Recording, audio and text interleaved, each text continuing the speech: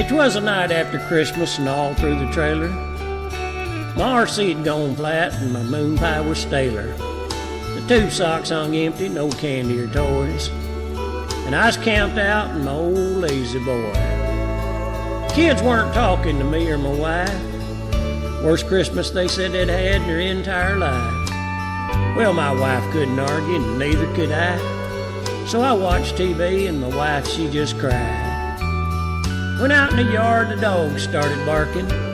I stood up and looked, and I saw Sheriff Larkin. He yelled, "Roy, I'm sworn to uphold the law, and I got a complaint here from a feller named Claus."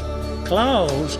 I don't know nobody named Claus, and Sheriff, you ain't taking me in without probable cause."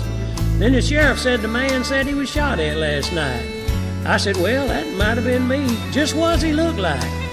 "Well, he's a jolly old feller with a beer gut belly that shakes when he laughs like a bowl full of jelly. He sports a long beard and a nose like a cherry." I laughed and said, "Sheriff, that sounds like my wife's sister Sherry." "No time for jokes, Roy," the sheriff he said. "Man I'm describing is dressed all in red. I'm here for the truth, now it's time to come clean. You tell me what you done, boy. You tell me what you seen." Well, I started to lie, and then I thought, oh well, wouldn't be the first time I spent New Year's in jail. I said, "Sheriff, it happened last night about 10.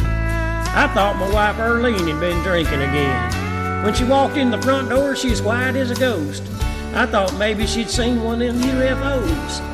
But she said a bunch of deer just flown over her head and stopped on the roof of our good neighbor Red. Well, I ran out to look, and the sight made me shudder. A freezer full of venison right there on Red's gutter. Well, my hands were shaking as I grabbed for my gun. When out of Red's chimney, this old fella, he run, and slung on his back was a bag overflowing. I thought he'd stolen Red's stuff while Red was out bowling. So I yelled, "Drop it, fat boy, hands up in the air." But he went about his business, Sheriff, like he didn't care. So I popped a warning shot over his head. Well, he dropped that bag, and he jumped in that sled. And as he flew off, I heard him extort, "That's assault with intent, Roy. I'll see you in court."